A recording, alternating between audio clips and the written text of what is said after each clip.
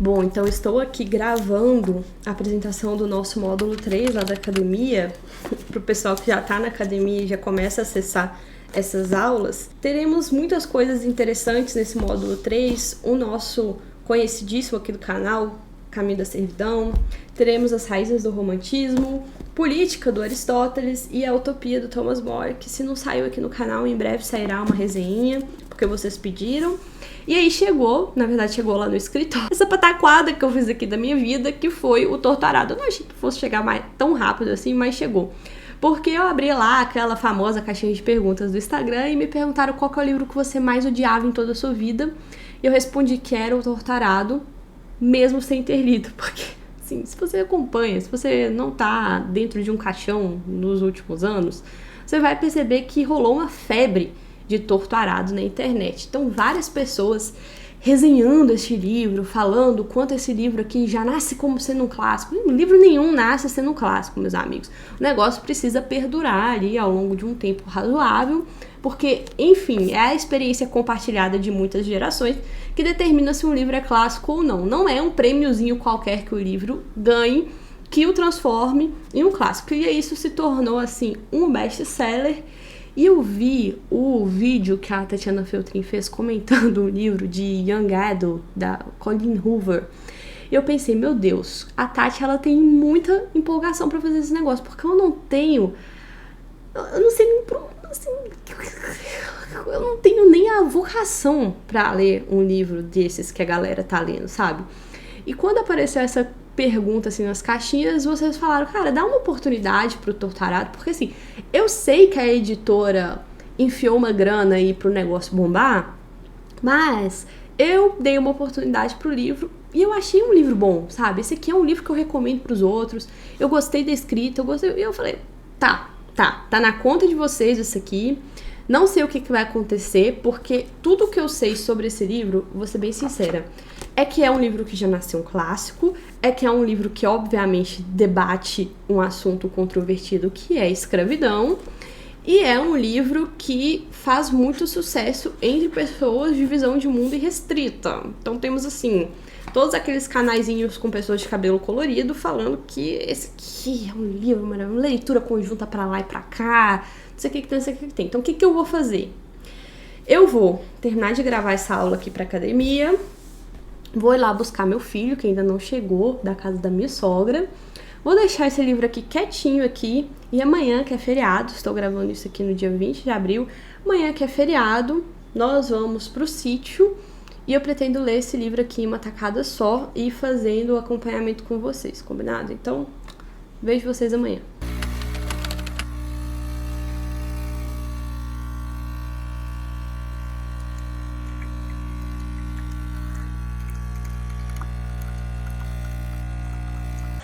Bom dia, hoje é feriado, dia 21 de abril, acordamos 6 horas da manhã, mas o Batatinha pegou fogo, amanhã inteira já vai ver aqui o que eu tô fazendo.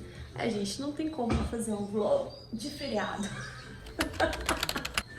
sem ele aparecer pra vir aqui perguntar o que eu tô fazendo, né, filho? Tá, chega, viu o que a mãe tá fazendo? Tá, agora desce. Não, então tá. E bem, vamos tentar passar o dia lendo Torturado. E eu dividi... não, assim não dá, né, filho?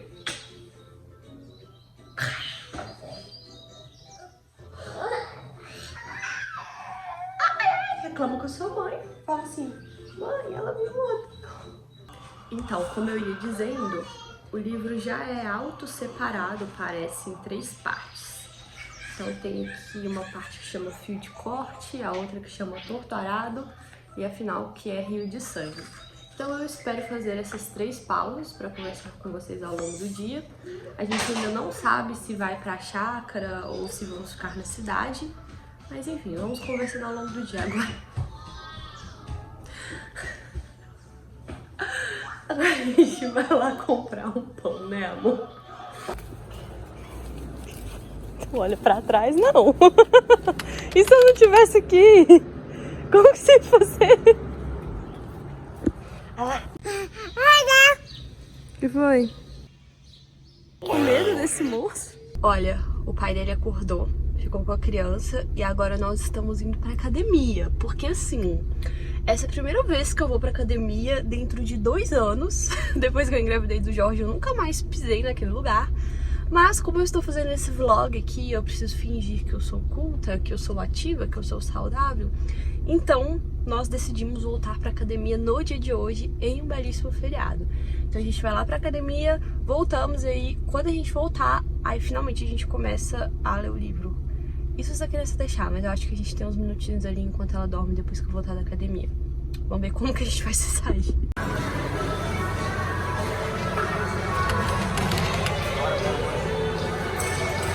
Dá um beijinho pra câmera, um tchauzinho pra câmera, um tchauzinho pra câmera. Bom, chegamos da academia, tomamos banho e a criança ainda está dormindo, então vamos fazer pelo menos um tomate disso aqui antes de ir lá arrumar o almoço. Tá, primeiro tomate feito, li até a página 36 e já tem algumas considerações, mas vou esperar pra fazer tudo de uma vez depois de ler a primeira parte. Agora nós vamos lá arrumar o almoço, porque a criança acorda daqui a pouco. O que você quer? Bolo? Frango? Vem cá. Ó, bolo do Xixi, olha. Piscina Mais de novo. uma. Xixi, olha. Ai, xixi, olha.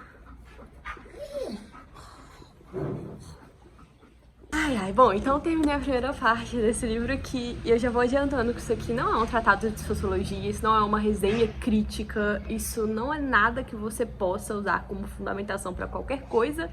Essas aqui são só as minhas opiniões pessoais sobre esse livro, que é um dos livros mais vendidos da história brasileira dos últimos tempos. E como eu adiantei, eu já tinha chegado aqui com um certo tipo de preconceito com relação a essa leitura, porque assim, rolou uma propaganda bizarra relativa a isso, uma enxurrada de resenha pra tudo quanto é lugar, e eu já esperava encontrar o tipo de conteúdo assim que existe aqui dentro mesmo. Mas, de certa forma, esse livro aqui me surpreendeu positivamente, porque quando a gente pensa nesses livros mais vendidos, a gente, via de regra, pensa naquela escrita massificada americanizada, sabe? Então a gente pensa naqueles personagens clássicos, naqueles clichês clássicos, na formação de personalidade um pouco rasa, e aqui a gente já começa tendo a narrativa sobre o ponto de vista da Bibiana, e Bibiana já é o nome de uma personagem do Érico Veríssimo, que eu gosto bastante, que tá lá no continente, e já dá, assim, indícios, eu espero, né, que isso se desenvolva ao longo do romance, já dá indícios de que Bibiana é sempre uma mulher sofrida, então não dê o nome de Bibiana para sua filha. E essa Bibiana tem uma irmã que é muito próxima dela, a Belonísia, e ambas vivem em um contexto rural que me lembra muito o contexto da minha infância. Então logo aqui no primeiro capítulo ele me conquistou porque elas fazem bonecas de espiga de milho colhidas na semana anterior e vestiam as bonequinhas com roupas de sabugos. Isso fez parte da minha infância, mas fez muito mais parte da infância da minha mãe, que foi criada na roça exatamente desse jeito aqui, e várias outras referências aqui à roça são referências fidedignas. O nome da avó delas, que é Donana, que faz aquela referência à Dona Ana, né, e junta e vira Donana e tudo. Então, assim, até os nomes dos personagens são nomes originais. Eu gostei exatamente dessa originalidade brasileira que realmente, de fato, existe tanto no estilo de escrita do escritor, quanto dentro da narrativa. E assim, o que acontece é que logo no primeiro capítulo acontece um acidente com uma das irmãs, e essa irmã perde a língua por causa que elas vão brincar ali com uma faca escondida, uma faca que tem algum significado ali para a avó delas. Só que assim, aqui já entra aquele negócio das narrativas mal desenvolvidas. Então, já entra assim os pormenores que a gente precisa passar por cima pra aproveitar a história, né? É aquele tipo de coisa que você deixa de lado aqui, porque, enfim, vou fingir que eu não vi. E um desses pormenores é o autor querer fazer um mistério gigantesco sobre que irmã efetivamente teria perdido a língua. Então, além dele tentar esconder da narrativa esses indícios, ele chega a fazer um negócio meio tosco. Por exemplo, lá no capítulo 7 a gente vai encontrar, anos depois do acidente que emudeceu uma de suas filhas, meu pai, incentivado por Sutério, do acidente que emudeceu uma de suas filhas. Sabe, é a Bibiana que tá contando a história. Por que ela faria tanto mistério assim com relação a que filha perdeu a língua e tudo? E depois desse acidente, elas se tornam muito próximas porque, óbvio, a Bibiana vai ter que ser uma espécie de tradutora da Belonísia.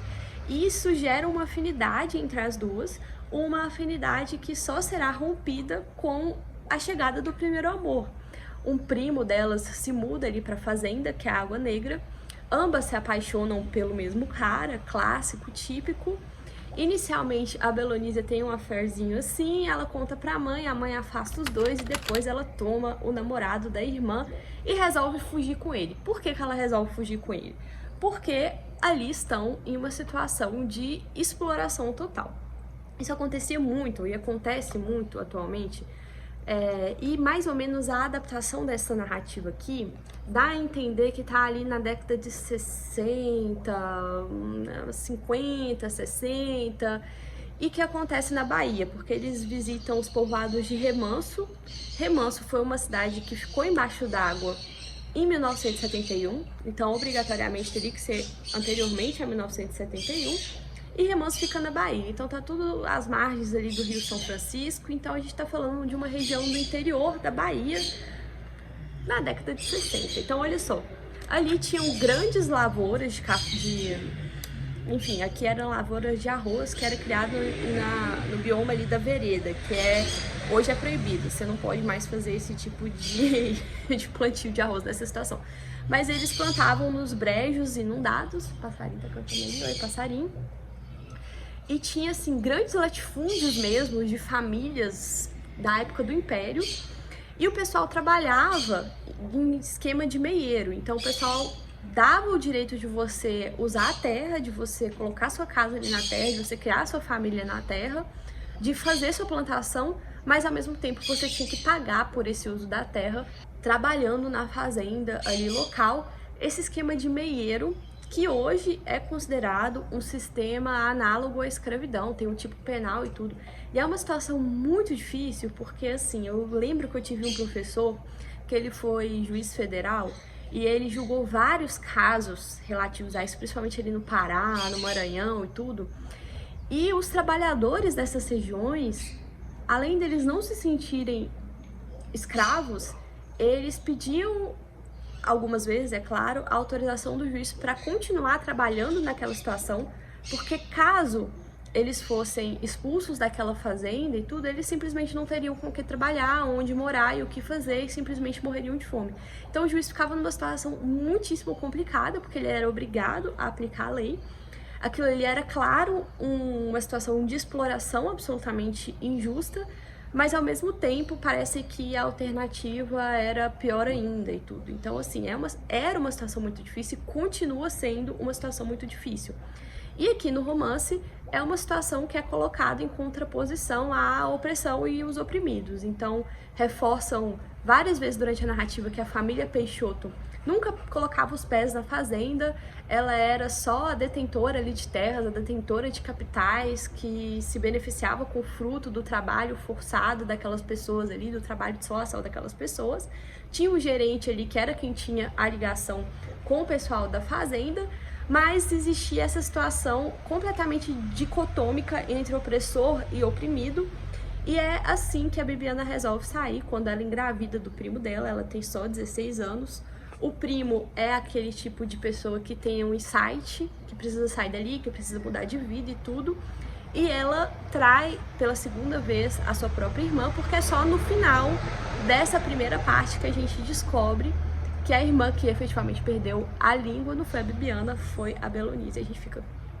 Cara, foi totalmente inútil esse mistério que esse cara fez aqui. Não contribui em nada para a narrativa, a gente não saber qual é entendeu? A gente saberia que elas ficariam unidas de qualquer forma. Mas enfim, aquele tipo de coisa que você passa por cima pra continuar lendo o romance. Por enquanto, um romance normal, como qualquer outro. Ah, uma coisa. Embora 90% da população baiana seja cristã, é claro que o autor escolhe uma religião de matriz africana aqui para compor as ligações entre as famílias, é claro.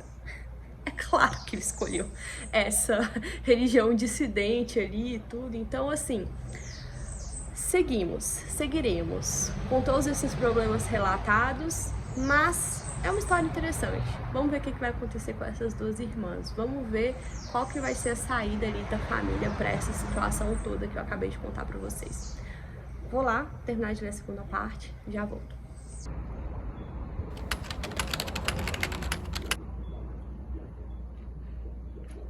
Gente, pera, eu terminei aqui uma primeira parte da segunda parte e o negócio piorou, escalonou em um nível de ruindade muito ruim. Nós precisamos comentar. Gente, retiro tudo que eu disse sobre esse livro aqui na primeira metade. O que aconteceu aqui, meus amigos? O negócio piorou numa velocidade muito inimaginável.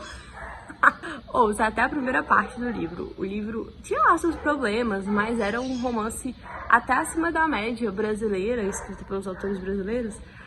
Que o negócio foi por água abaixo muito rápido. Primeiro, que a gente agora não tá mais a partir da perspectiva da Bibiana. A gente tá na perspectiva da Belonísia, porque a Bibiana saiu lá de Água Negra. E, apesar de ter mudado a perspectiva da narrativa, as pessoas continuam sendo as mesmas. Apesar de ser em primeira pessoa. E assim, o cara arriscou, mas não soube desenvolver. Ficou assim, cara, mudou só porque você tá me contando aqui que é outra pessoa. Porque a forma de raciocinar, a forma de pensar é a mesma coisa. E aí a gente escuta a história da faca a partir da perspectiva da Belonísia. E assim, é um capítulo completamente jogado fora, porque não adiciona nada na narrativa. A gente sabe as mesmas coisas aconteceram pela perspectiva de uma e pela perspectiva de outra.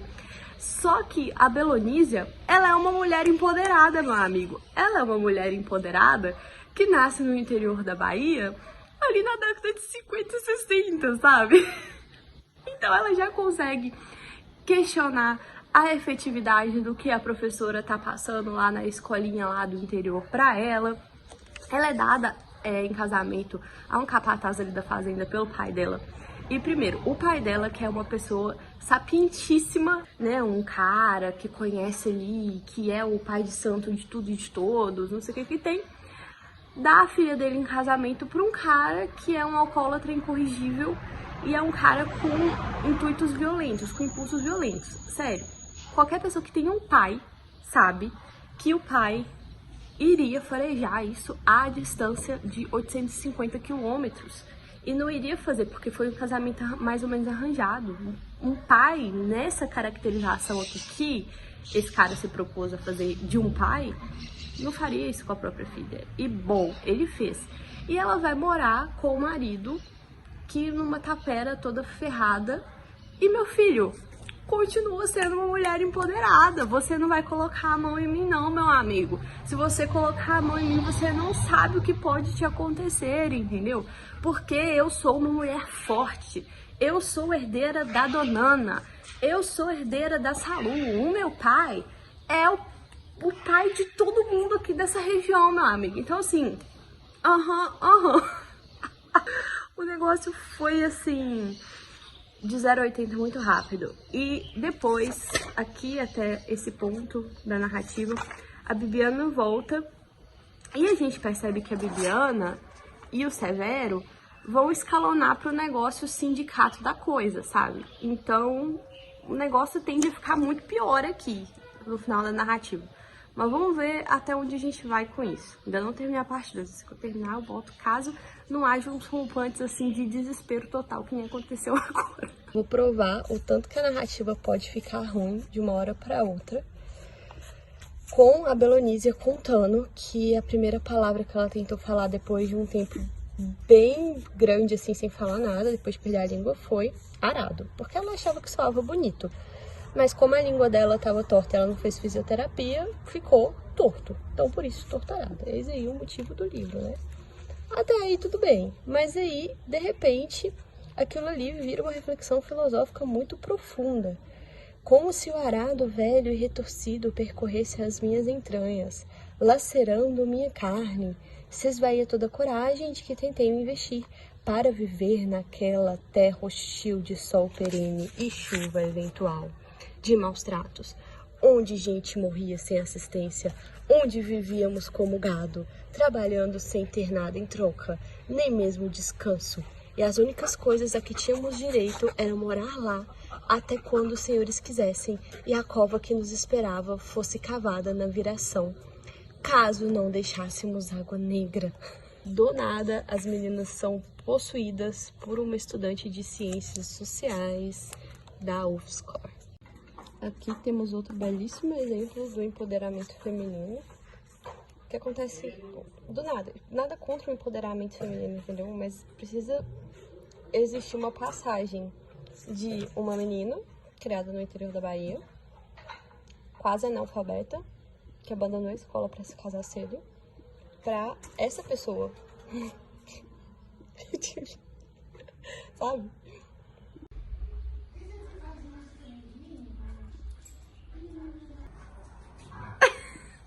Joga isso aqui, ó. Joga.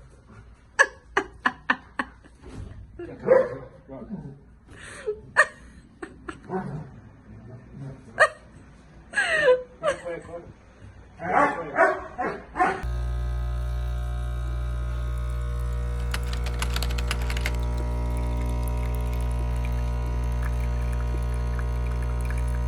Bom, são 10 horas da noite, já coloquei o Jorge pra dormir, já tomei meu banho e já consegui terminar a parte 2 desse livro.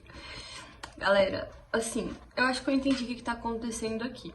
Então, nessa parte 2, a gente muda a perspectiva da narrativa da Bibiana pra Belonísia e tudo começa a acontecer muito rápido. Como eu disse, o desenvolvimento das personagens é um desenvolvimento que foi pessimamente feito. A Belonísia, ela sai de uma menina do interior da Bahia pra uma mulher super empoderada e ciente de todas as coisas que acontecem ao redor dela de uma forma muito violenta.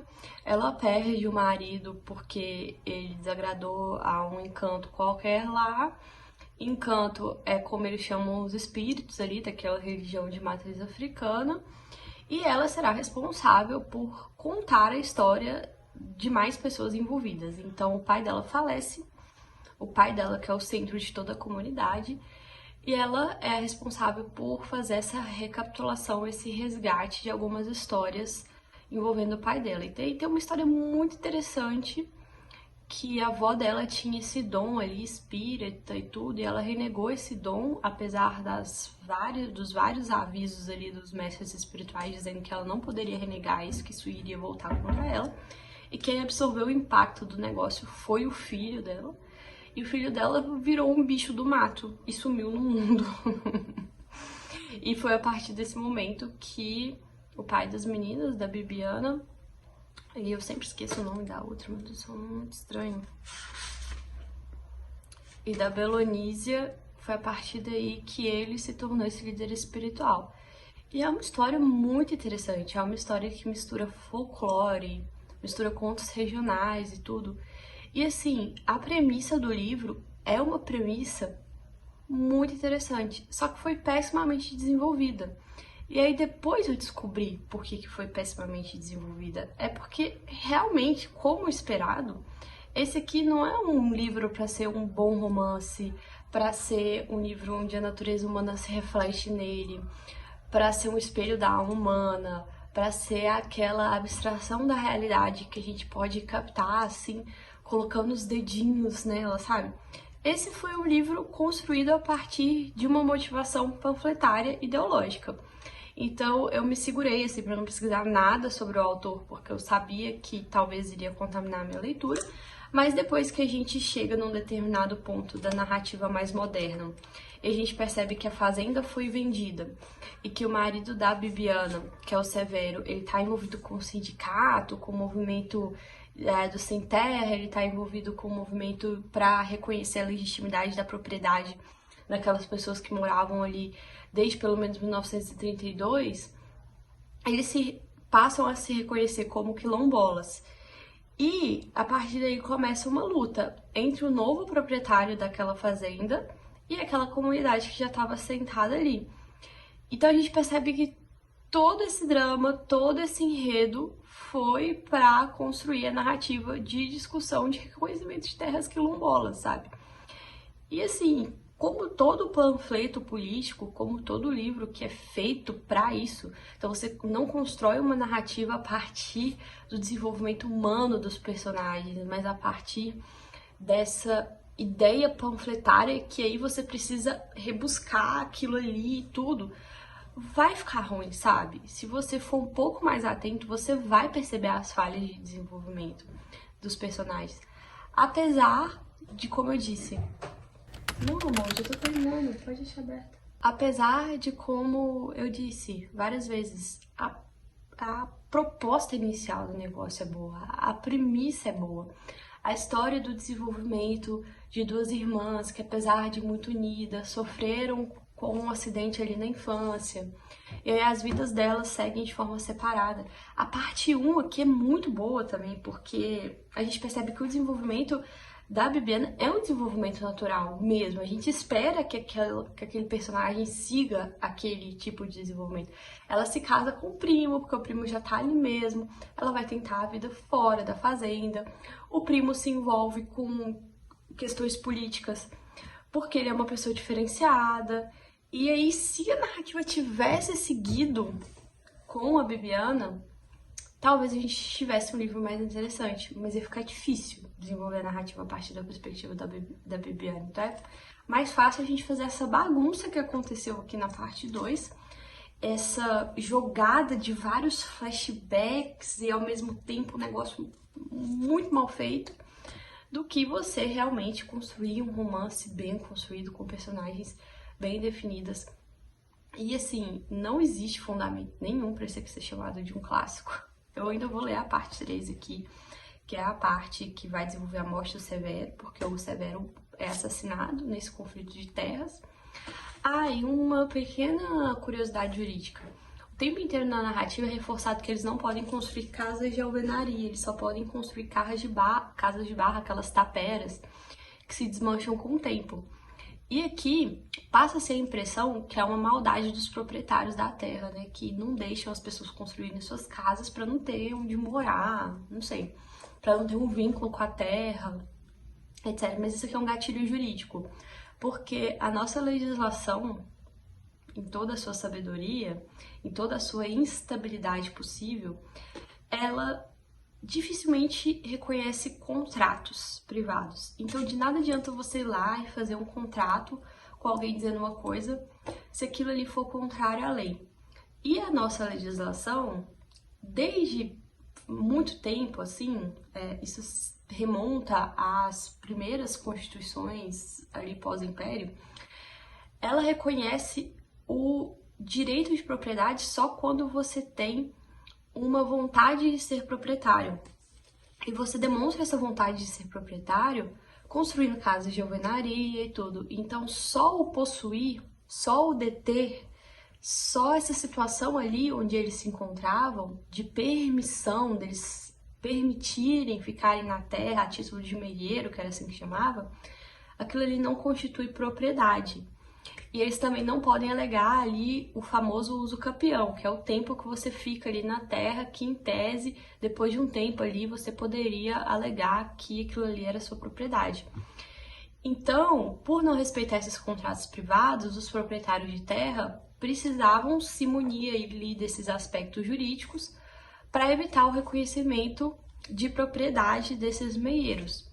E é claro que isso é completamente desconstituído quando a gente tem a situação de comunidades quilombolas ou de comunidades indígenas. Aí o processo é completamente diferente, é outro estresse, é outro rolê e tudo. Enfim, essas são as minhas considerações para a parte 2. Muito provavelmente eu só vou voltar aqui na parte 3 amanhã, porque estou esgotada. Só pude ler esse livro aqui nos intervalos. O Jorge não dormiu à tarde. Então só quando alguém pegava ele ali pra ficar com ele por compaixão, o marido foi pescar nesse feriado. Então só quando alguém pegava ele ali alguns minutinhos, eu abria e tinha a oportunidade de ler. Então foram, assim, arrastadas também essas 200 primeiras páginas. A primeira parte passou muito rápido, né? Mas as outras partes... foi difícil passar por isso aqui. Resgatar a potencialidade dos orixás, saber até que ponto podemos... Então tá, vamos lá. Finalmente eu terminei Tortarada, demorei mais ou menos 1 dia e meio pra terminar essa leitura, porque eu não consegui fazer a leitura direta, porque se você não tiver filhos e puder fazer essa leitura direta, você vai fazer isso tranquilamente. Na terceira parte, nós mudamos novamente a perspectiva da narrativa e agora quem vai contar a história é uma encantada. Encantada é o nome que eles dão aos espíritos dessa religião de matriz africana. E, novamente, mudou a perspectiva da narrativa, mas parece que é a mesma pessoa contando, porque não existe diferenciação nenhuma, apesar de ser em primeira pessoa.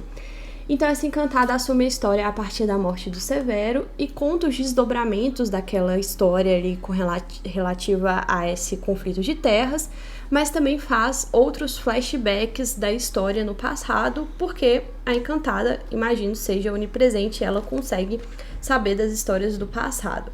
Bom, é lógico que a faca da Donana, ela estava suja de sangue porque ela assassinou um marido abusivo, né? Isso eu acho que vocês poderiam imaginar assim logo de cara, né? Logo de súbito que era essa as consequências da história, porque de novo, existe o bem e existe o mal.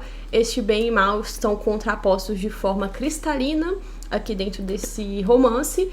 Então não existe dúvida de quem é do mal e não existe dúvida de quem é do bem, porque é assim que funcionam as relações humanas. Então a única possibilidade dessa faca estar suja de sangue é porque a Donana assumiu o controle da sua própria vida e também se transformou em uma mulher empoderada. Sobre os negócios das mulheres empoderadas aqui, gente, é uma complicação porque, olha só o exemplo da Bibiana. A Bibiana perde o marido e por causa desse evento catastrófico na vida dela, ela assume ali a posição de líder regional daquela comunidade. Veja bem, a gente não conhece a Bibiana. A gente conheceu a Bibiana na parte 1, ela foi embora, depois foi a Belonísia que começou a contar a história, e a gente resgata a história da Bibiana só lá no final, então não existe nenhuma conexão entre nós e esta personagem. A gente não sabe o que ela fez fora de Água Negra, a gente não sabe por quais coisas ela passou, a gente só consegue imaginar, e o autor não dá nenhum link pra gente fazer essa imaginação. Ele fala até que ela trabalhou cuidando das famílias, muito rápido, dura 2 estrofes assim. Então quando o marido dela morre por causa desse conflito de terras, a gente fica com a impressão de que é só mais uma pessoa morrendo dentro dos conflitos de terras sangrentos que existem ali pro interior da Bahia e vão se agravando à medida que você sobe ali em direção ao Pará, porque não existe esse desenvolvimento novamente da personalidade dessas 2 irmãs. Na verdade, a história dessas 2 irmãs é só uma desculpa que o autor achou para panfletar ideologicamente a opinião dele. E aqui tem um negócio interessante. Existem 2 personagens aqui que claramente são usadas como influência nesse livro. A primeira é a Ana Terra, porque o nome da Donana é Ana, inicialmente falando. E aí a gente tem a ideia da Donana sendo essa mulher que sofreu ali com a vida, uma mulher sofrida e que por isso precisou tomar as rédeas da própria situação. Que é mais ou menos um paralelo com a história da Ana Terra. Só que olha só, gente, a Ana Terra sofreu uma catástrofe absurda na vida dela, que eu nem vou dar spoiler, caso você ainda não tenha lido O Continente, e foi por causa dessa catástrofe que ela se tornou quem ela é. E ela se tornou quem ela é não pro bem, não pra uma coisa melhor, sabe? Ela, por força das circunstâncias, precisou sair de onde ela morava, ela se torna uma mulher amarga, fechada, que não quer saber de homem mais, não por um motivozinho qualquer, mas porque, meu Deus do céu, foi muito horrível o que aconteceu com ela. E a Ana Terra, como qualquer personagem humana, ela tem os seus pontos negativos e ela tem os seus pontos positivos também. E uma outra inspiração clara desse livro aqui é O Sol é para Todos, da Harper Lee, que parte de uma perspectiva de uma criança inocente, e essa criança inocente, através de sua inocência, vai nos dando um insight, assim, da situação de injustiça na qual aquela sociedade está baseada. E aqui a gente não tem essa situação de inocência sendo explorada, porque, de novo, as personagens, elas são super... Além delas serem autoconscientes, elas sabem o que elas estão sentindo, porque elas estão sentindo exatamente naquele momento, ou seja, ou elas são um as da análise psicológica, da autoanálise psicológica e dos livros de autoajuda, ou elas simplesmente são mal desenvolvidas mesmo. Além disso, elas dão saltos de desenvolvimento gritantes, então essa inocência que poderia ter sido explorada não foi explorada de forma alguma. E, de novo, as personagens femininas dos clássicos literários, dos verdadeiros clássicos literários, daqueles livros que merecem ser chamados de grandes romances, de grandes clássicos, por exemplo, a Ana Karenina, elas são personagens reais, por isso que elas são maravilhosas. A Ana Karenina é uma femme fatale, é um furacão que destrói todos à sua volta, um furacão que questiona todos os fundamentos do sistema no qual ela está inserido, e ela termina de uma forma horrível, porque é a consequência imediata das suas próprias ações. É assim, ela é um furacão que eventualmente perde a força e eventualmente desaparece. Então é disso que são constituídos os bons livros e os bons clássicos. Não a partir de um tema abstrato que você sabe que vai fazer sucesso entre os jovens progressistas da bolha, e você quer desenvolver esse tema e aí você usa como desculpa a literatura para panfletar esse tema. Isso chega a ser até mesmo um desrespeito com as pessoas que realmente viveram aquela situação e com as pessoas que realmente poderiam se beneficiar de um bom romance escrito a partir dessa situação, dessa caracterização ali do interior da Bahia, de descendentes de escravos e tudo. E tem outro ponto interessante também que vai mostrando pra gente aqui o quanto essas narrativas são completamente descoladas da realidade, e é isso que vai fazendo o negócio ficar meio Frankenstein. Por exemplo, quando o Severo morre e a Bibiana assume a liderança daquela comunidade, ela faz um discurso.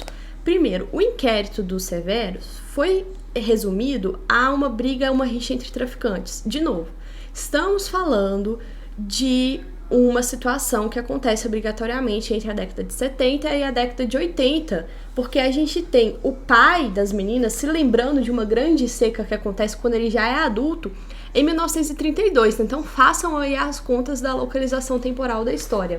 Mas a Bibiana diz o seguinte: